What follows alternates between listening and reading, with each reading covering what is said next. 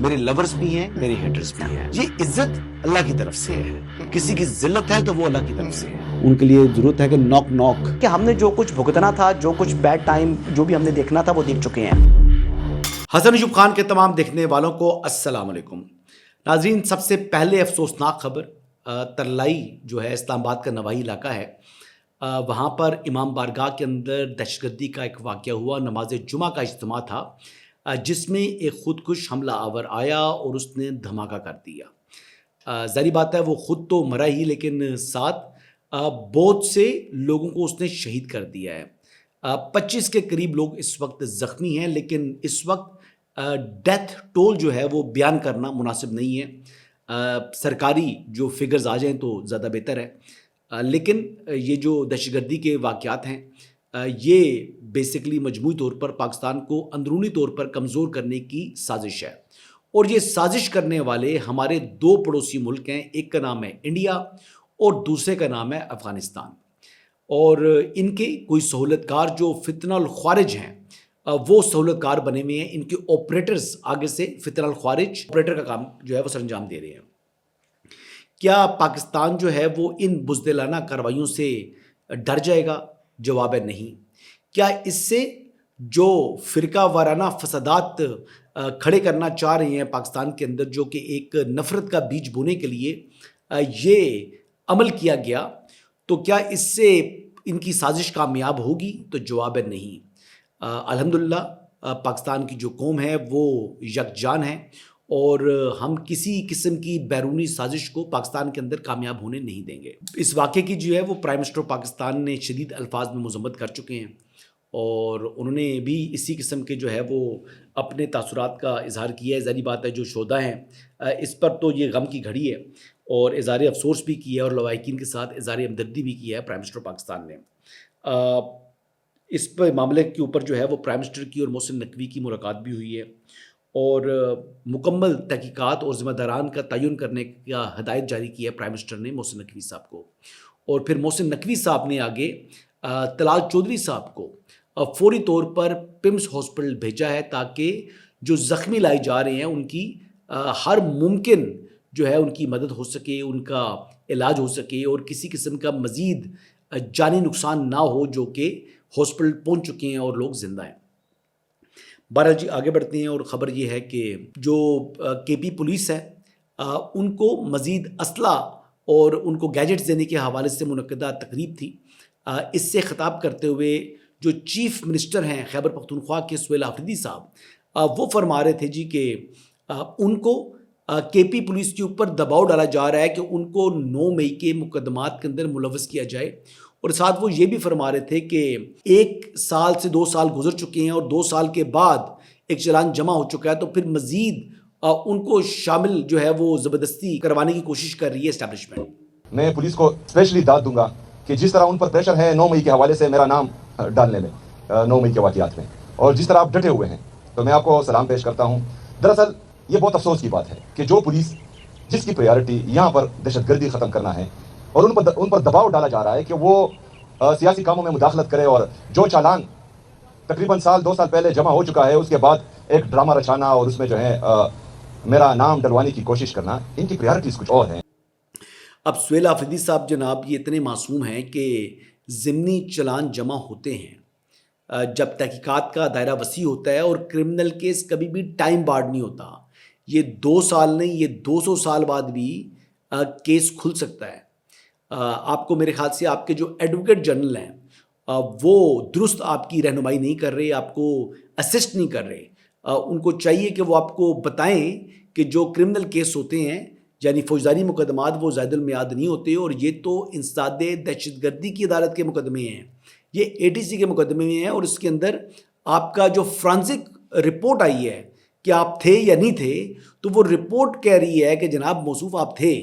تو پھر آپ کو ڈر کس بات کا ہے؟ پہلے تو آپ خود کہہ رہے تھے میں کور کمانڈر لاہور ہوں، آپ کے اپنے فیس بک جو ویریفائڈ اکاؤنٹ ہے وہاں سے یہ بات کہی گئی، لیکن اب آپ رائے فرار اختیار کرنا چاہتے ہیں. بہرحال میں تو یہی کہوں گا کہ بکرے کی ماں کب تک خیر بنائے گی. بہرحال جی آگے بڑھتے ہیں اور خبر یہ ہے کہ محمود خان اچکزئی، علامہ راجہ ناصر عباس، بیرسٹر گور صاحب اور تحریک انصاف کی فوج ظفر موج وہ تمام کے تمام لوگ جو ہے وہ پارلیمنٹ سے اٹھتے ہیں, اٹھ کے جناب 2 قدم دور کا جو فاصلہ ہے وہاں پر پہنچ جاتے ہیں جی سپریم کورٹ آف پاکستان. وہاں پر جا کر رجسٹرار سپریم کورٹ کو اپنی ایک یادداشت جمع کرواتے ہیں کہ جی چیف جسٹس جائیہ آفریدی سے ملاقات کی تھی سلمان اکرم راجہ صاحب نے, جس پر عمران احمد نیازی جنہیں میں اڈیالہ کا چانسلر کہتا ہوں, ان کی میڈیکل رپورٹ جو ہے وہ انہوں نے کہا تھا کہ جی تفصیلات اس سے متعلق ہمیں تاحال موصول نہیں ہو سکی جو کہ آپ نے وعدہ کیا تھا. اب سوال یہ ہے کہ تحریک تحفظ یعنی پاکستان اور پاکستان تحریک انصاف کیا چاہتی ہے. وہ چاہتے یہ ہیں کہ جو چیف جسٹس جائیہ آفریدی ہیں وہ اپنا ایڈمنسٹریٹو جو اختیار ہے وہ استعمال کریں اور ان کو سہولت کاری فراہم کریں, ان کو وہ رپورٹ جو ہے وہ دلوائیں اپنے ایڈمنسٹریٹو اختیار کے ذریعے, کیونکہ جوڈیشل پاورز کے لیے ان کو تھرو پراپر چینل جو ہے وہ آنا پڑے گا سپریم کورٹ. لیکن پاکستان تحریک انصاف کو ہمیشہ سہولت کاری ملتی رہی ہے عدالتوں سے, تو وہ اپنی پرانی عادت سے مجبور ہیں اور اسی وجہ سے وہ سمجھ رہے ہیں کہ یہ کورٹ بھی بندیالی کورٹ ہے. لیکن یہ بندیالی کورٹ نہیں ہے, یہ چیف جسٹس جائیہ آفریدی کی کورٹ ہے اور وہ آئین اور قانون کے مطابق چلتے ہیں. وہ بالکل ناک کی سیدھ کے اوپر اور ٹیکسٹ بک قسم کے جج ہیں وہ, اور ان سے آپ کسی قسم کی سہولت کاری کی توقع نہ رکھیں تو زیادہ بہتر ہوگا. آگے بڑھتے ہیں جی. ایک اور خبر ہے کہ آپ کو معلوم ہے کہ جس طریقے سے اس وقت جو بسنت کی تیاریاں چل رہی ہیں لاہور کے اندر, میں آج سن رہا تھا وسیم اکرم صاحب کو, ان کا شارٹ سن رہا تھا, انہوں نے اپنا ویڈیو کلپ شیئر کیا ہے جس میں وہ فرما رہے ہیں کہ لاہوریوں کو مخاطب کرتے ہوئے کہ خدا کا واسطہ ہے کہ اب بیہیو کریں, آپ یعنی ایسا عمل نہ کریں, یعنی SOPs کی خلاف ورزی نہ کریں, کیونکہ آئندہ بھی آپ کو موقع ملے اگلے سال بھی کہ آپ بسنت منا سکیں.